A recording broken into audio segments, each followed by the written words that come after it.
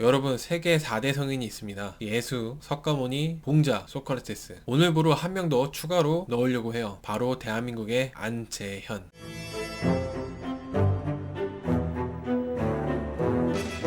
디스패치 문자 공개 이후에도 구혜선은 계속 인스타로 게시물을 남기면서 광역 어그로 시전 중인데, 구혜선 씨가 말한 여배우에 대한 이야기들은 확실하게 밝혀진 사실들이 아니기 때문에 다루지 않도록 하겠습니다. 저는 원래 구혜선 씨가 계속 폭로하는 대부분을 허언으로 보고 있었거든요. 이번 영상에서는 디스패치에 올라온 문자 내용들을 토대로 여러분에게 경각심을 주도록 할게요. 먼저 대표랑 주고받은 문자 내용인데, 여러분들도 보시면 아시겠지만 대표는 그냥 사실 확인차 너네 왜 그러니 뭐가 문제냐 하면서 묻는 식이고, 안재현은 그에 대해 답하는 식이었어요. 둘이 대화를 했다는 것만으로도 구혜선은 아마도 기분이 나빠서 둘이서 나를 뒤에서 씹었다는 프레임을 씌운 것 같은데, 둘 사이를 걱정하는 대표와 안재현의 단순한 대화였지 전혀 구혜선을 모욕하는 그런 내용이 아무리 눈을 씻고 봐도 없었습니다. 그 다음 문자 내용, 그 너무나도 유명한 젖꼭지 사건, 그거에 대한 이야기가 있는 문자 내용입니다. 놀랍게도 안재현 씨는 한 번도 젖꼭지 얘기를 하질 않아요. 구혜선 씨 자기 스스로 자기 혼자서 그런 얘기를 합니다. 자신이 스스로 그렇게 말해놓고 언론에는 안재현이 그랬다고 폭로를 했죠.